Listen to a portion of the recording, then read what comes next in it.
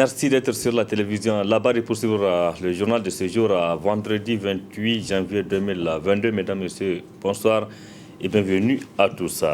14 syndicats du secteur de l'éducation réunis au sein d'un cadre dénommé Dynamique des syndicats du secteur de l'éducation étaient en assemblée générale ce vendredi matin à l'Académie des arts martiaux de Niamey. Une AG pour informer la base de l'évolution des négociations entre la dynamique et le gouvernement. Précision Ismaël Moumouni, Halidou Bourema.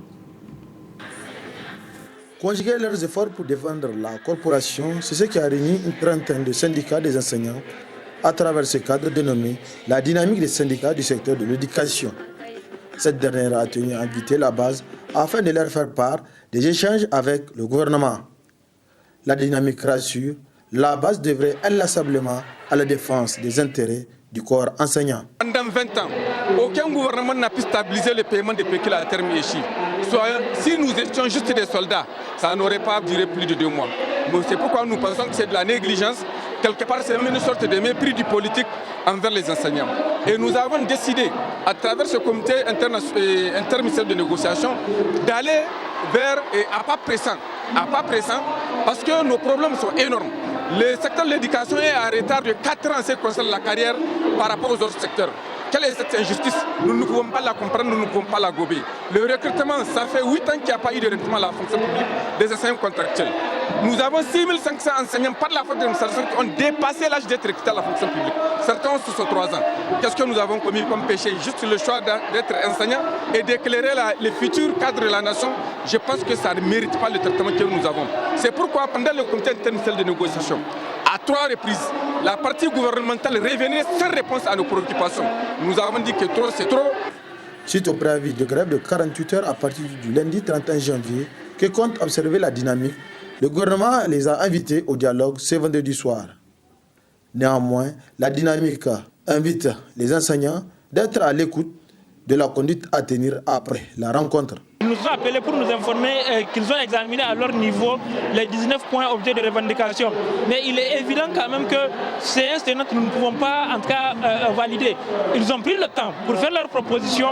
Et bien cet après-midi, nous allons aussi prendre le temps pour examiner les propositions qu'ils nous ont amenées. Et nous allons partager ces propositions avec nos militants. Nous avons des canaux d'information, des canaux de communication que nous allons utiliser pour communiquer avec nos camarades, nous entendre sur le minimum. Et en ce moment, nous allons voir en tout cas la conduite à tenir. Nous demandons aux camarades de rester vigilants, de rester prudents et de rester à l'écoute en tout cas des différents appels de la dynamique. À travers cette démonstration de force, c'est un message qui vient ainsi d'être adressé par la dynamique des syndicats du secteur de l'éducation à la partie gouvernementale. Le syndicat national des conducteurs de taxis, 5 taxis, donc outré par la pression à laquelle ces militants font face dans la circulation, notamment ici à Niamey, eh bien, ce syndicat menace donc d'aller en grève d'une journée le lundi 31 janvier prochain pour exprimer son mécontentement. Le Saint-Taxi profite également pour exiger des autorités la réduction des prix d'hydrocarbures à la pompe, l'arrêt des tracasseries routières ou encore la réduction des différentes taxes. Précision avec le secrétaire général du syndicat, Gado Sanda. Le Saint-Taxi a décidé de partir en grève le lundi 31 janvier 2022 pour des raisons que vous connaissez. Et les militants de notre syndicat sont victimes d'énormes harcèlements dans la ville de Niamey. Et donc, ils se plaignent du jour au lendemain au niveau du syndicat. C'est ce qui nous a poussé de déposer ce préavis de grève. Vous connaissez d'abord le motif de ce préavis de grève. Il y a la sûreté d'abord des prix des hydrocarbures à la pompe. Ça, c'est notre premier point dans notre préavis de grève. Ensuite, il y a une lettre que le président du conseil de la ville de Niamey a signée en date du 8 septembre 2021 interdisant les conducteurs de tricycles à faire le transport urbain des personnes dans la ville de Niamey. Cette lettre n'a pas été respectée au niveau de la police. Car cela ne tienne, il y a les agents de la caisse qui sont dans la ville de Niamey en train d'attaquer les conducteurs de taxi, de prendre toutes les pièces de taxi à propos de leurs attestations que c'est eux-mêmes qui nous ont délivré ces attestations. Il y a un énorme problème vraiment qui nous a poussé à déposer le préavis. Au tout début, on a négocié, on n'a pas abouti à gain de cause. C'est pourquoi on a déposé notre préavis de grève. Aujourd'hui, dès qu'un taxi prend un seul matelas en haut, on le conduit automatiquement à la police. Dès qu'un taxi prend un petit sac de riz ou bien des cartons dans le taxi, c'est un problème. Mais il y a les tricycles qui prennent les personnes dans la ville de Niamey et la police ne dit rien. Donc vous voyez, et puis la caisse, ils sont en train de prendre les papiers. Le titre de transport, ce n'est pas pour la caisse. La patente n'est pas pour la caisse. S'ils veulent prendre au moins leur attestation au conducteur, il n'y a pas de problème. Comme ils l'ont fait en 2018. Mais cette fois-ci, ils sont en train de prendre les papiers des conducteurs de taxi, toutes les pièces, avec la complicité de la police. Donc vraiment, tu vois, ça ne va pas. Trop, c'est pourquoi les militants ont dit, bon voilà, on va passer à la vitesse supérieure, c'est-à-dire de déposer un préavis de grève. Il ne faut pas qu'un conducteur de taxi dise que ah, moi je m'en fous, c'est un syndicat qui va en grève. Non, nous sommes là assis dans les bureaux, c'est eux qui sont sur le terrain, c'est eux qui subissent les conséquences, c'est eux qui voient tout ce qui se passe, c'est eux qui viennent, ils nous racontent et nous on constate. Donc vraiment, ce que nous appelons l'ensemble des conducteurs de taxi, vraiment d'observer la journée du lundi comme une journée ville morte, c'est-à-dire grève générale sur toute l'étendue du territoire national. Autre aspect de cette édition, les femmes de communes rurales de Dogo et Gouna dans le département de Myria, dans la région de Zander, vont bénéficier du soutien de l'ONG Action contre le chômage ACM Niger à travers le projet Empowerment des femmes rurales lancé récemment. Un projet donc soutenu par les autorités locales. C'est ce que vous allez voir dans cet élément.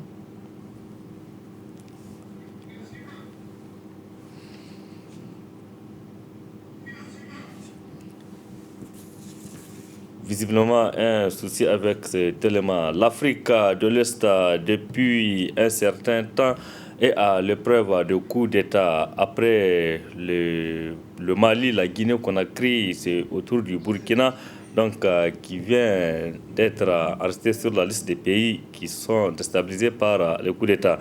Quelle explication peut-on apporter à ces épreuves de coups d'État et quel rapprochement peut-on faire entre les trois coups d'État au Mali, en Guinée-Conakry et au Burkina Faso? Précisons avec nous, Mahmoud Arzika, l'acteur de la société civile, que je propose de suivre. On ne peut pas dire des gens vont fauter, on ne peut pas les sanctionner. D'autres ne font rien, on les arrête. Lorsqu'il y a une injustice criarde, qu'est-ce que vous voulez qu'on fasse? Lorsqu'aujourd'hui on est envahi par des forces d'occupation qui viennent s'imposer à nous, après 100 ans de colonisation, maintenant ils veulent revenir encore pour nous recoloniser sous une autre façon, ils veulent traîner ça et maintenant on comprend. Vous voulez que les générations d'aujourd'hui qui n'ont rien à voir avec ce passé puissent accepter de subir encore, comme jadis nos grands-parents ont subi et la colonisation avec les travaux forcés et autres. Aujourd'hui, tu n'es pas plus intelligent que moi, tu ne connais pas plus que moi. Et tu vas parce que simplement tu es un citoyen français ou tu es un président français, tu penses que nous tous là, on est quantité négligeable, comme on a vu avec le petit Macron, ce qu'il fait à nos chefs d'État. Il les convoque comme il veut, parce qu'il est président français. Ça veut dire quoi? Il est président français, mais il est président des Français, il n'est pas président des Africains, il n'est pas notre président. Ce qui a été vécu, il n'a aucun argument lui à avancer pour justifier que ça doit continuer à se reproduire. Et voilà pourquoi maintenant les gens s'organisent. Quand ça ne va pas, ils organisent, ils poussent. Et les gens, c'est pour ça que vous avez certains de nos chefs d'État qui semblent avoir peur. C'est-à-dire que même ce qu'on doit faire pour défendre son peuple, les gens préfèrent refuser donc de le faire pour vouloir faire plaisir à ces gens-là. Mieux vaut faire plaisir à ton peuple et mourir dedans que de vouloir faire plaisir à quelqu'un qui, malgré tout, il va, dès qu'il finit avec toi, il te met des... Les blaises sont là, non? Ou bien, les blaises sont là. Qu'est-ce que Blaise n'a pas fait au Bénin? Il a tué Sankara, son ami. Il a fait tout ce qu'il a fait au compte de la France. Mais aujourd'hui, il est un paria, il est abandonné. Même, ils ne peuvent même pas le recevoir dans leur pays pour le soigner. Donc si vous avez une situation pareille, Je pense qu'il n'y a pas de confusion à faire. Les années 1970, les premiers coups d'État, c'est dans la même veine, mais le contexte est totalement différent. Là-bas, on n'était pas loin des travaux forcés. Mais maintenant, en 2021... Nous, Mamadou Arzika, que vous retrouverez plus en détail en partie magazine de ce journal. C'est sa première sortie médiatique depuis la prise du pouvoir. Le lundi dernier, le lieutenant-colonel Henri Sandaogo, président du mouvement patriotique pour la sauvegarde et la restauration MPSR, a livré son premier message aux Burkinabés, mais aussi à la communauté internationale. Le nouveau maître du Burkina Faso promet une refondation de la République dans le vaste chantier qui est donc devant les militaires au pouvoir. On l'écoute. Amis du Burkina Faso, rarement dans son histoire, notre pays a été autant confronté à l'adversité. Voilà maintenant plus de 6 ans que notre peuple vit sous le joug d'un ennemi qui a réussi, par ses méthodes cyniques, lâches et perfides, à faire douter notre peuple au point d'ébranler les valeurs qui ont fait son histoire et sa renommée. Je voudrais me recueillir sur la mémoire des hommes et des femmes, civils comme militaires, dont le sang a mouillé le sol de notre patrie dans cette lutte que nous menons de façon acharnée. J'ai également une pensée pour tous les blessés qui luttent encore aujourd'hui pour retrouver la plénitude de leurs aptitudes. Aux familles de ces victimes, j'adresse toute ma compassion et tout mon soutien. Au nom de leur sacrifice, j'affirme mon engagement et celui de tout le mouvement patriotique pour la sauvegarde et la restauration MPSR à toujours faire obstacle à toute velléité de détournement du processus de refondation de notre nation, appelé par le peuple de tous ses voeux depuis bientôt une décennie. Aux combattants au front et à tous ceux qui veillent quotidiennement sur la sécurité et l'intégrité du Faso, je vous adresse mes encouragements et ma sympathie. À vous tous, agents du public, travailleurs du privé et partenaires du Burkina Faso, je salue vos efforts pour le développement de notre pays et vous adresse mes vifs encouragements. Chers compatriotes, l'avènement du MPSR a été imposé par le cours des événements dans notre pays. Fragilisé par tant d'événements et assailli de toutes parts par des groupes armés radicaux, la gravité de l'heure a imposé à notre armée une attitude que lui impose son devoir. Ainsi, les différentes composantes de notre armée nationale, dans une démarche consensuelle, ont décidé d'indiquer la voie pour la restauration de l'intégrité de notre Burkina Faso et la sauvegarde des acquis de notre peuple chèrement acquis. J'ai pris conscience, avec toutes les franges de notre armée, de l'ampleur des responsabilités qui sont miennes et de la profondeur des exigences de notre peuple, qui ne demande qu'à vivre et s'épanouir dans la quiétude. Peuple du Burkina Faso, notre ambition n'est autre que de fédérer l'ensemble des énergies de notre pays pour jeter les bases d'un Burkina Faso nouveau, débarrassé des oripeaux d'une gestion politique aux antipodes des nouvelles aspirations de notre peuple. Notre agenda est unique et il est clair, la sauvegarde de notre peuple et la refondation de notre nation. C'était là donc le lieutenant-colonel Henri Sandaogo, le président du mouvement patriotique pour la sauvegarde et la restauration, le mouvement donc qui dirige en ce moment même donc, le pays des hommes intègre le Burkina Faso après la prise du pouvoir par les militaires le dimanche, dans la nuit du dimanche à lundi dernier. Relativement donc à la situation au Burkina, les chefs d'État et de gouvernement des pays membres de la CEDEAO ont tenu ce jour même une session extraordinaire par visioconférence. Entre autres décisions prises au terme de cette réunion, la suspension du Burkina Faso de toutes les instances de la CEDEAO, l'envoi des missions de haut niveau, d'abord les chefs d'état-major des armées et puis les ministres. Les chefs d'État et de gouvernement des pays membres de la CEDEAO vont se retrouver à Accra, au Ghana, le jeudi 3 février prochain pour examiner davantage la situation au Burkina Faso. Nous y reviendrons donc plus en détail. Je le disais, les femmes des communes rurales de Dogo et Gouna dans le département de Mria, région de Zander, vont bénéficier du soutien de l'ONG Action contre le chômage ACM Niger à travers le projet Empowerment Femmes Rurales lancé récemment. Ce projet est soutenu par les autorités locales, comme vous allez voir dans cet élément. Créer les conditions pour inciter les femmes rurales, notamment celles de deux communes de Mria, à savoir Dogo et Gouna, à exercer des activités génératrices de revenus, c'est entre autres objet du projet Empowerment des femmes rurales lancé dans le département de Mria par l'ONG Action contre le changement ACM Niger. Pour atteindre cet objectif, ACM Niger encadre les femmes et les dote en kit agricole. Le particularité de ce projet, c'est l'utilisation de kits d'irrigation, des kits de pompes solaires d'irrigation, qui sont, je dirais, assez sophistiqués. Il s'agit de kits de pompes solaires de modèle Future comme SF2, qui sont des kits assez simples, moins encombrants, et composés principalement de la pompe solaire, deux panneaux de 60 watts chacun, et une trousse de secours, de dépannage disons, et même un port USB pour la recharge des téléphones.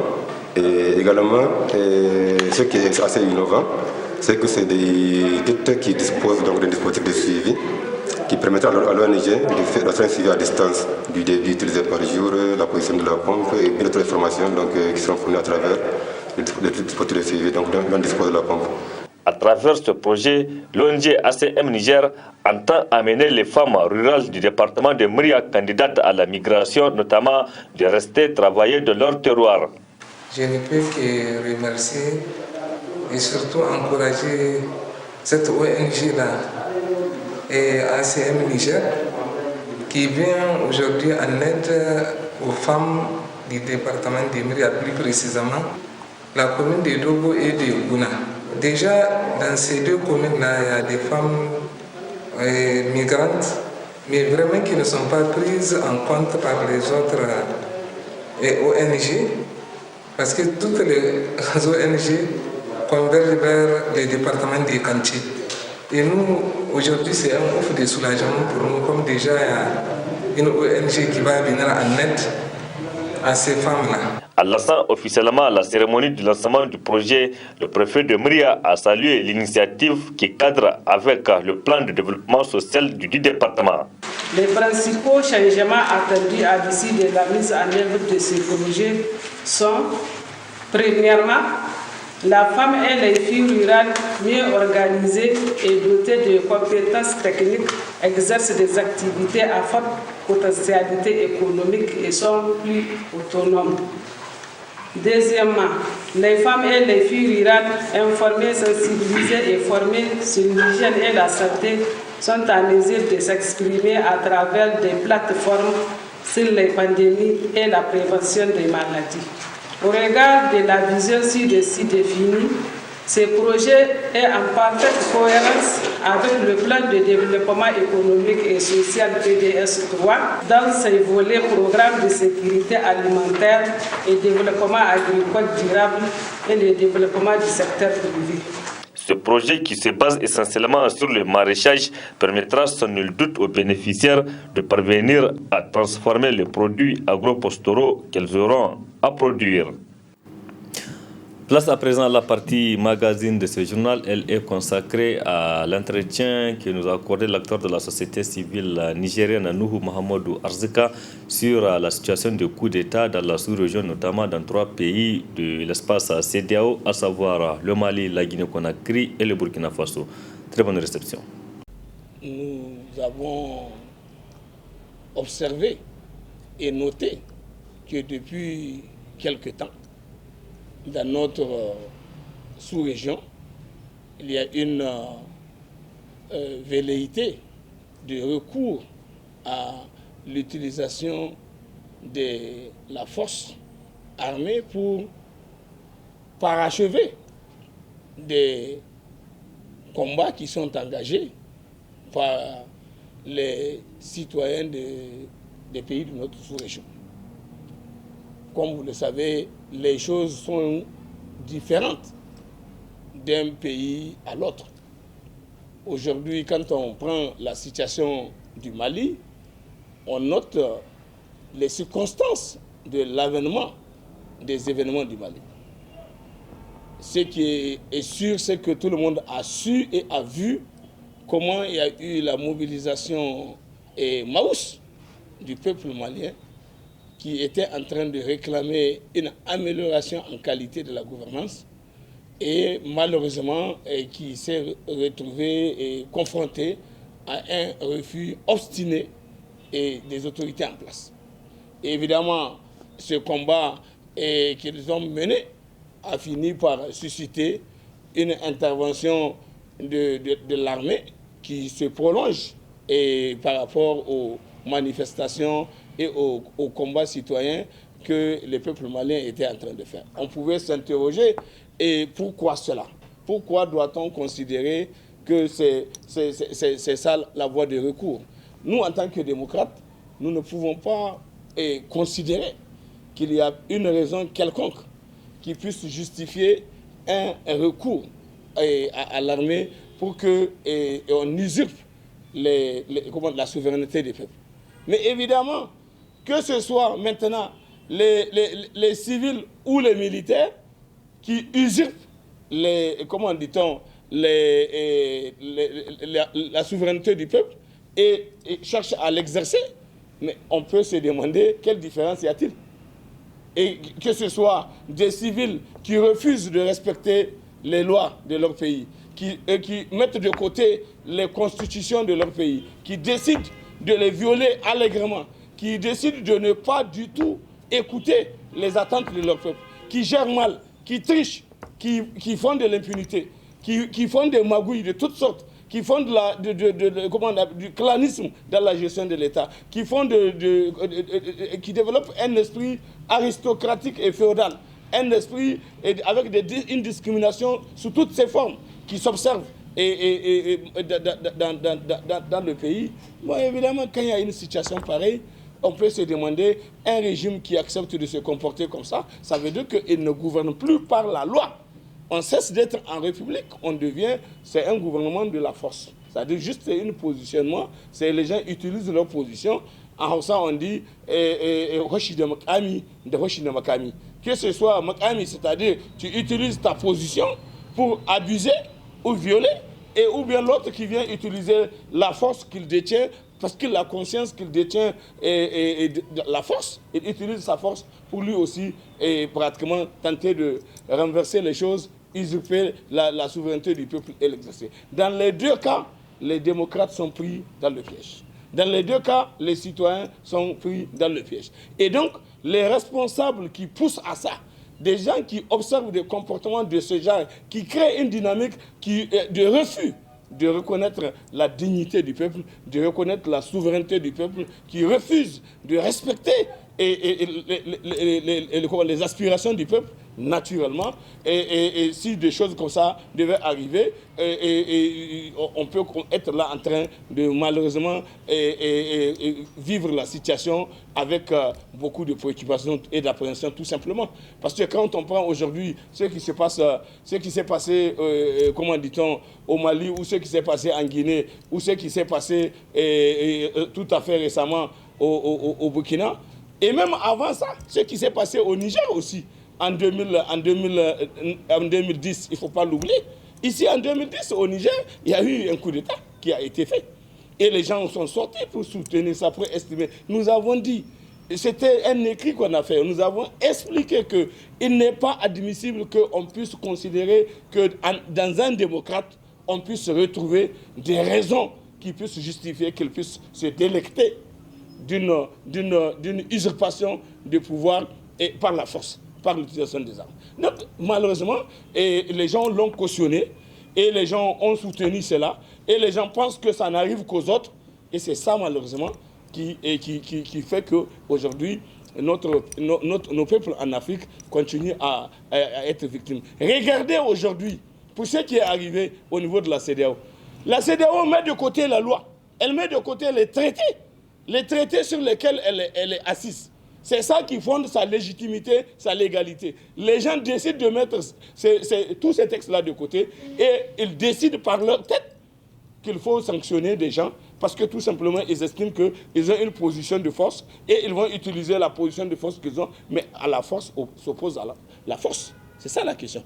Et quand il y a refus, et pourquoi est-ce qu'on doit trouver que c'est plus légitime qu'un civil et triche, viole la Constitution, abuse du peuple, et maltraite le peuple et détourne les biens publics, crée des conditions de la rupture d'égalité, de l'impunité, considérer que tout ça là, c'est acceptable, mais quand comparé à d'autres qui ils sont aussi des citoyens du pays.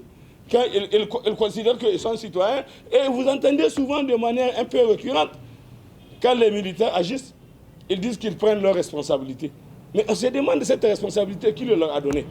Qui a décidé que c'est eux qui ont la mission, quand ça ne va pas, de jouer ce qu'ils jouent comme rôle? Mais c'est la même chose pour ceux qui concernent les pseudo-démocrates, qui considèrent qu'ils sont des démocrates, et qui vont aller à la CEDEAO, et qui vont prendre des mesures injustes, illégales, contre tout un peuple. La mesure contre le Mali est une mesure totalement injuste, inacceptable, intolérable. Mais qu'est-ce qu'on peut faire par rapport à des mesures comme ça? Pour une CEDEAO qui fait une sorte de coup d'État au traité de la CEDEAO, au traité de l'UEMOA, et ensuite, qu'est-ce que vous pouvez attendre dans un pays où les gens font le coup d'État à la Constitution? Ils décident de ne pas respecter les lois de la République. Ils décident de ne pas accepter, de respecter les contrats sur la base desquels on s'est entendu. Mais alors, dans ces conditions, mais quelle légitimité on peut retrouver chez qui? Entre eux, qui considèrent que c'est parce qu'ils ont une position, ils peuvent abuser allègrement de la loi, ils peuvent abuser du peuple, et les autres qui estiment que trop c'est trop, le peuple souffre. Nous, on n'est pas d'accord, c'est sur nous qu'ils comptent pour le faire. Nous aussi, on a la force entre nos mains, on va utiliser notre force pour agir. C'est ce que les gens ont tenté de justifier, c'est ce qu'ils ont tenté d'expliquer. En 2010, ici au Niger, les gens ont estimé que l'intervention de l'armée au Niger, c'était une bonne chose. Et que c'était une très bonne chose, et que en même temps, c'était la CEDEAO à l'époque, qui était même derrière ça. Tout le monde a vu qu'au Niger, même si les gens ne sont pas d'accord avec la voie d'action qui était choisie, les gens avaient quand même respecté la forme. Parce qu'on a voulu aller à un référendum, on a demandé à ceux qui ne veulent pas d'aller dire non. Ceux qui veulent, ils disent oui. Si on compte et qu'on a le nombre de non, maintenant ça veut dire que le peuple n'est pas d'accord. Mais ce n'est pas ce qui s'est passé. Malgré la volonté manifeste, telle que le peuple l'a affirmé, l'a exprimé, les comploteurs de la communauté internationale se sont tous mobilisés pour dire que il faut absolument mettre fin à l'expérience du Niger parce que sinon ça va faire effet boule de neige. Et pour éviter l'effet boule de neige, alors il faut qu'on mette fin à l'expérience du Niger. Donc c'est la même situation. Aujourd'hui, je pense que les choses sont différentes. Vous avez bien vu, les gens sont venus, ils ont assassiné, comment il s'appelle, ils ont assassiné Idriss Déby. Et c'est eux-mêmes qui ont organisé la succession d'Idriss Déby. Tout le monde a suivi à l'occasion des événements de l'assassinat d'Idriss Déby, tous les commentaires qui se faisaient. Et vous avez bien vu, c'est le président français même qui se lève. Il vient en courant pour être dans la position de venir créer les conditions d'organiser le coup d'État contre la constitution comment on appelle ça, contre la constitution du Tchad, et estimer que le président de l'Assemblée ne peut rien faire. Mais si le président ne peut pas, dans l'organisation qui est prévue, si le président de l'Assemblée ne peut pas, il démissionne, il dit qu'il ne peut pas, on passe au suivant. Oui, si par exemple, même ici chez nous, par exemple, on dit si le président est candidat aux élections en question, donc ce n'est pas lui qui va assurer l'intérim du président en cas de vacances de poste. En cas de vacances de poste. Donc s'il y a vacances de poste par décès, démission ou autre, c'est le président de l'Assemblée. Et dans l'ordre, au Niger, on a jusqu'à, par exemple, au Niger, on a jusqu'à 5 présidents de vice-présidents, ou 6, je ne sais pas. Mais au Tchad aussi, il y a au moins 4 vice-présidents. Mais pourquoi? Parce que le président de l'Assemblée dit, comme on dit, que c'est lui qui dit qu'il ne peut pas, donc ils veulent passer la main. Au lieu de passer au suivant, on dit non, on va chercher les militaires pour organiser le coup qu'on a fait et estimer que c'est ça la voie. Ça, on trouve que c'est bon. Et la communauté internationale, c'est bon. C'est ça c'est bon. Parce que c'est eux qui l'encadrent. Maintenant, de l'autre côté, quand c'est les populations qui s'organisent, qui posent un problème qui ne va pas dans leur sens, on estime que ça, c'est des mauvais coups d'État. Non, il n'y a pas de bons et mauvais coups d'État. Il y a coup d'État tout simplement quand les gens utilisent la voie d'action qui consiste à violer les textes, que ce soit par la position, l'utilisation de la position qu'on a, ou par ceux qui vont faire par effraction, ils vont être dans la position de venir remettre en cause les textes, la Constitution et tout ça, ils doivent être traités de la même façon. Ceux qui organisent des tricheries, ceux qui tombent, qui abusent, qui violent les textes pour pouvoir s'imposer au pouvoir, s'incruster au pouvoir ou imposer des gens au pouvoir, c'est la même chose.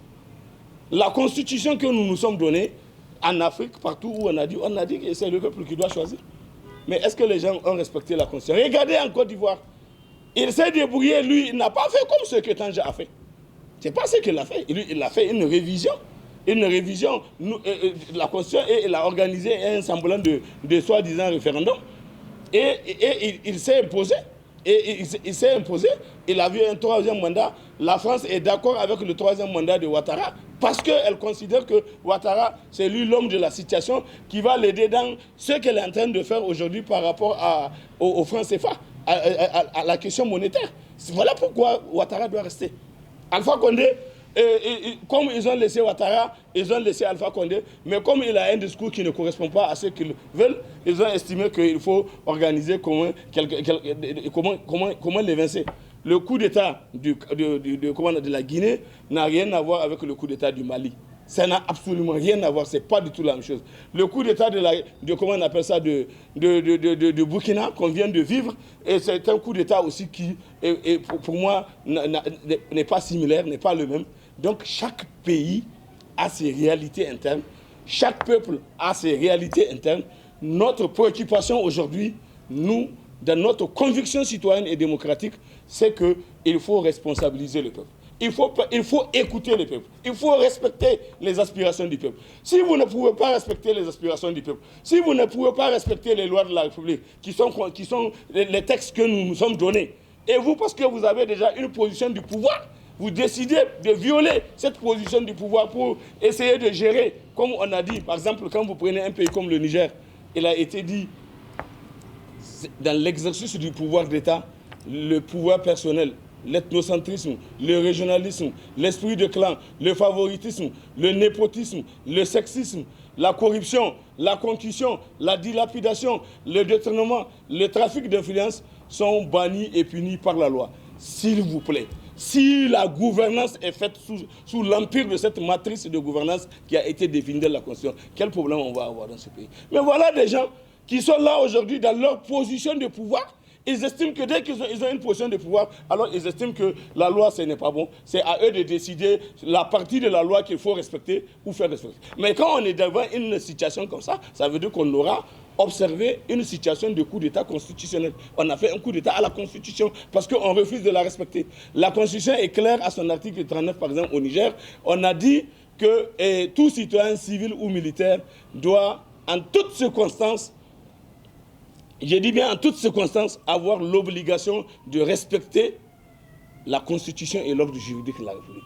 Ça veut dire que l'on soit citoyen sans pouvoir ou citoyen avec pouvoir civil ou militaire, on a l'obligation de respecter ça. Mais si vous refusez de respecter les textes, vous refusez de respecter ce qui est prévu, mais quel est votre nom? Quelle est la différence entre vous et les autres qui, eux aussi, refusent de respecter, de rester dans leur caserne, dans leur position, et utilisent les moyens qu'ils estiment qu'ils ont pour faire la même chose? L'autre a utilisé la position qu'il a. Eux, ils ont utilisé la position qu'ils ont. Et le tout conduit à un coup d'État. Et ce coup d'État-là est un coup d'État contraire à la République, aux valeurs de la République. Il est contraire aux aspirations réelles de nos peuples. Nos peuples ont besoin d'être respectés. On a voulu, nous, on a mené le combat pour la démocratie parce que nous considérons que la démocratie, c'est la dignité. La démocratie, c'est la responsabilisation du peuple. C'est la reconnaissance à tous les citoyens, leur dignité et leurs droits en tant que citoyens. Et que les voix de chacun s'équivalent. On n'a pas besoin de torpiller tout ce qu'on fait. Mais lorsque vous vous trouvez dans une situation pareille et que vous vous mettez dans une posture où votre démarche est une démarche qui remet en cause les fondamentaux, mais quand vous montrez la force, certainement il y aura toujours une autre force contraire. Mais ce n'est pas le souhaitable pour notre peuple. Ce n'est pas le souhaitable pour nos pays. Nous ne sommes pas de ceux qui pensent que c'est forcément la voie d'action. Mais on ne peut pas trouver les moyens de mettre fin à ça lorsque tout le monde, pour l'essentiel, la majorité de nos acteurs politiques aujourd'hui, ils ont ça comme esprit. C'est ça. La CEDEAO, vous voyez, tous les chefs d'État réunis s'assoient. Ils savent que le texte de la CEDEAO n'ont pas permis de se comporter comme ça. Et ils s'assoient. Ils décident de violer les textes pour dire qu'ils ont un pays à sanctionner, un peuple à sanctionner. Mais sur quelle base? Eux aussi, ils ont fait un coup d'État au traité de la CEDEAO. Parce que le traité de la CEDEAO n'a pas prévu qu'ils fassent comme ça. Mais maintenant, il faut savoir, est-ce qu'en continuant comme ça, c'est bon pour nos peuples? En continuant comme ça, c'est bon pour le pays? Non. Et nous devons être capables de nous donner une voie d'action qui va contraindre chacun à respecter la légalité républicaine, à respecter les textes fondamentaux. On ne peut pas dire des gens vont fauter, on ne peut pas les sanctionner. D'autres ne font rien, on les arrête. Lorsqu'il y a une injustice criarde, qu'est-ce que vous voulez qu'on fasse? Lorsqu'aujourd'hui on est envahi par des forces d'occupation qui viennent s'imposer à nous, après 100 ans de colonisation, maintenant, ils veulent revenir encore pour nous recoloniser sous une autre façon. Ils veulent traîner ça et maintenant on comprend. Vous voulez que les générations d'aujourd'hui qui n'ont rien à voir avec ce passé puissent accepter de subir encore, comme jadis, nos grands-parents ont subi la colonisation avec les travaux forcés et autres. Aujourd'hui, tu n'es pas plus intelligent que moi, tu ne connais pas plus que moi. Et tu vas, parce que simplement tu es un citoyen français ou tu es un président français, tu penses que nous tous là, on est quantité négligeable, comme on a vu avec le petit Macron, ce qu'il fait à nos chefs d'État. Il les convoque comme il veut, parce qu'il est président français. Ça veut dire quoi? Il est président français, mais il est président des Français, il n'est pas président des Africains, il n'est pas notre président. Ce qui a été vécu, il n'a aucun argument, lui, à avancer pour justifier que ça doit continuer à se reproduire. Et voilà pourquoi, maintenant, les gens s'organisent. Quand ça ne va pas, ils organisent, ils poussent. Et les gens, c'est pour ça que vous avez certains de nos chefs d'État qui semblent avoir peur. C'est-à-dire que même ce qu'on doit faire pour défendre son peuple, les gens préfèrent refuser donc de le faire pour vouloir faire plaisir à ces gens-là. Mieux vaut faire plaisir à ton peuple et mourir dedans que de vouloir faire plaisir à quelqu'un qui, malgré tout, dès qu'il finit avec toi, il te met des... Les blaises sont là, non? Ou bien? Les blaises sont là. Qu'est-ce que Blaise n'a pas fait au Bénin? Il a tué Sankara, son ami. Il a fait tout ce qu'il a fait au compte de la France. Mais aujourd'hui, il est un paria, il est abandonné. Ils ne peuvent même pas le recevoir dans leur pays pour le soigner. Donc si vous avez une situation pareille, je pense qu'il n'y a pas de confusion à faire. Les années 1970, les premiers coups d'État, c'est dans la même veine, mais le contexte est totalement différent. Là-bas, on n'était pas loin des travaux forcés. Mais maintenant, en 2021, vous voulez confondre 2021 à 1970? Non. Aujourd'hui, là, ce qui est en train de se passer, le contexte est totalement différent. Là-bas, c'est même la plupart des coups d'État qui ont été organisés à l'époque, ce sont des coups d'État inspirés par ces gens-là, par la métropole. Vous ne marchez pas comme ils veulent, ils vous enlèvent. Et ils en ont fait même un droit. C'est eux qui font que ça ne marche pas, ils vous enlèvent. Mais aujourd'hui, là, c'est les peuples qui se mobilisent. Et ceux qui se mobilisent la plupart du temps, les types d'actions comme genre celle de Mali, là, mais ce n'est pas la France. Ça, c'est quand même, il faut avoir des lunettes en bois pour considérer que, on peut considérer que ce qui se passe au Mali est organisé par la France. Non. Justement, ça, maintenant, c'est des formes. La différence entre ces types d'actions de coup d'État, qui commencent avec le Mali, n'a rien à voir avec le coup d'État qu'on a fait en 2010 au Niger. Tout le monde sait que si on a fait le coup d'État, c'est dans la même veine que les coups d'État des années 70. Et si on a fait le coup d'État, même ce coup d'État-là, comment on appelle ça, qu'on a fait en Guinée, je ne considère pas qu'il est à confondre au coup d'État du Mali. Je ne considère pas du tout, en ce qui me concerne, qu'il y a lieu de le confondre. Parce que tout le monde a entendu le nouveau discours d'Alpha Condé. Et face à ce nouveau discours d'Alpha Condé, les gens ont estimé que ce monsieur-là, il vaut mieux rapidement le faire partir. Elle ne peut pas sanctionner la Guinée parce que tout simplement, les gens là, ils ont des atomes crochus avec la France. Ils ont des atomes crochus avec les gens qui les ont aidés à organiser ça. N'oubliez pas, même si aujourd'hui, la détermination et la volonté du peuple guinéen peut imposer à la junte militaire guinéenne d'imiter la junte du Mali. Parce que la junte du Mali, pour moi, j'ai fait une lecture totalement différente entre la junte du Mali, le coup d'État de la junte du Mali et les autres.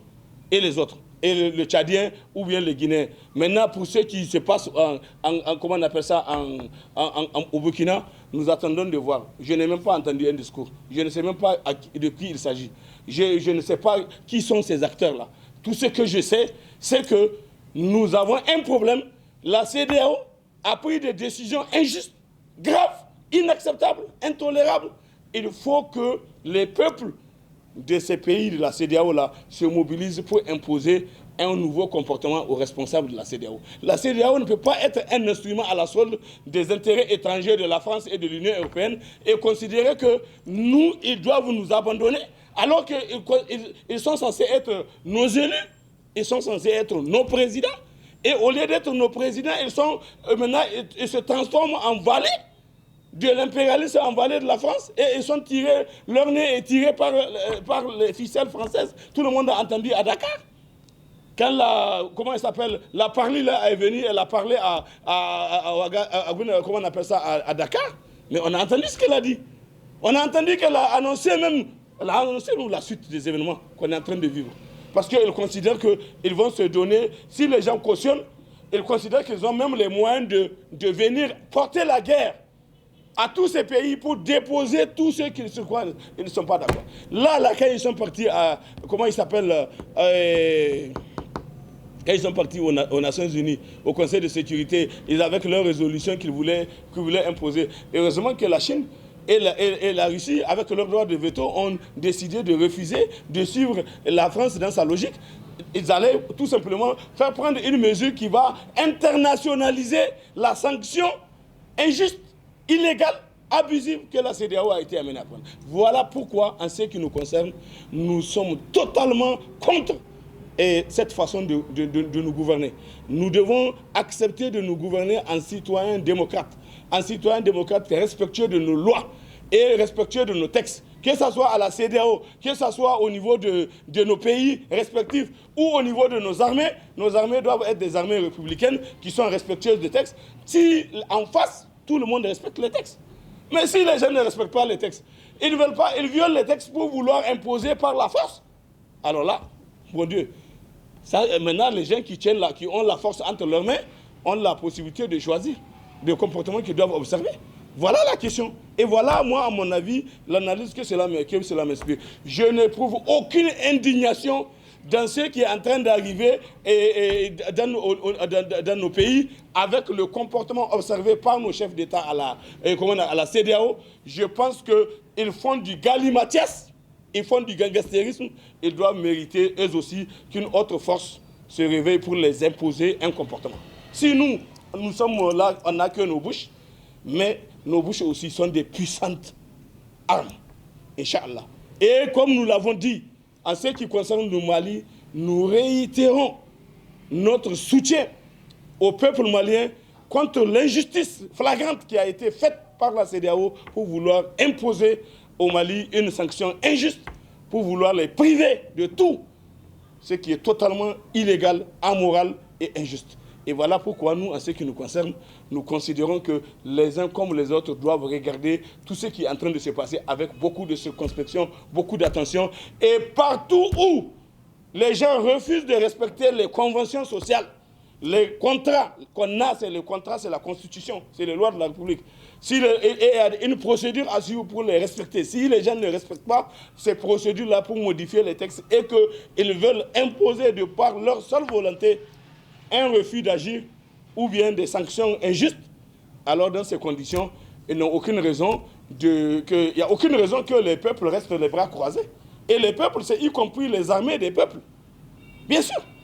Les armées sont les émanations du peuple. Et il ne faut pas que ces armées soient à la solde de la France ou à la solde d'un autre pays qui va vouloir régenter notre peuple et nous dicter des conduites. Nous ne pouvons pas accepter ça.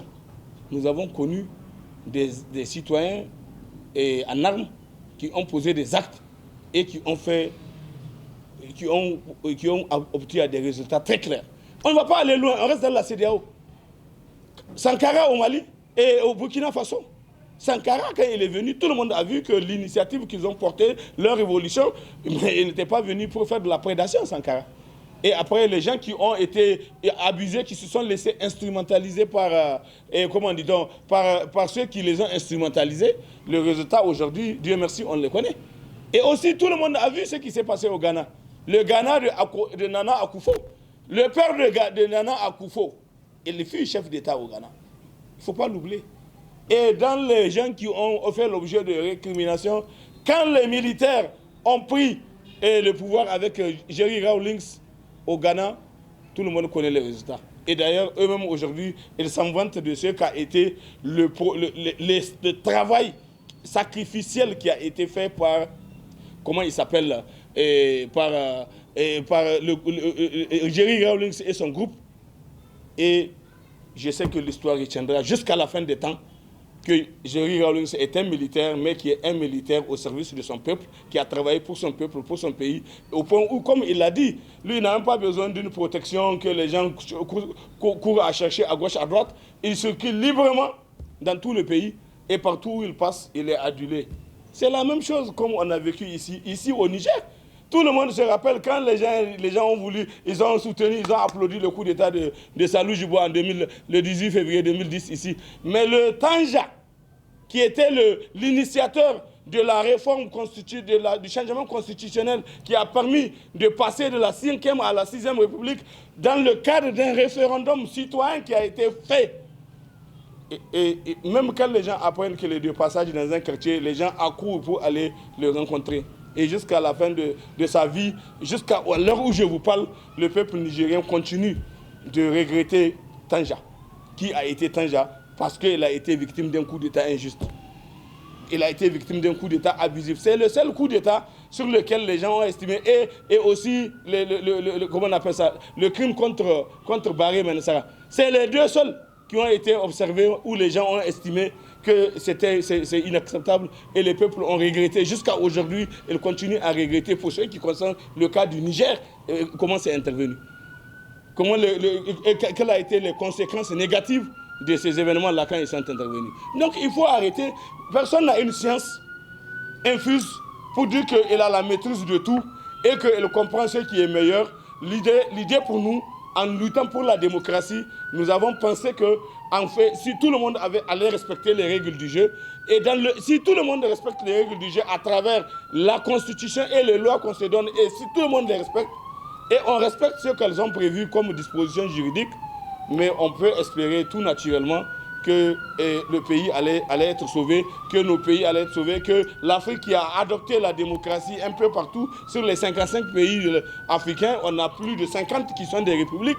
Mais si tous ces pays-là sont des véritables républiques à l'image de la Namibie, vous savez, un pays, la Namibie, le Botswana et la Namibie qui sont là-bas, et des pays et vous avez eu les échos de la gouvernance là-bas, et comment les choses ont évolué, comment les choses ont changé. Mais ici, chez nous, les gens, ils ne sont que friands de la sirène là que vous entendez qui est en train de passer. La seule chose qui les intéresse, c'est d'avoir la position de pouvoir pour essayer de se servir et non servir le peuple. Et ça là, le peuple doit se donner par tous moyens les moyens d'action pour se libérer.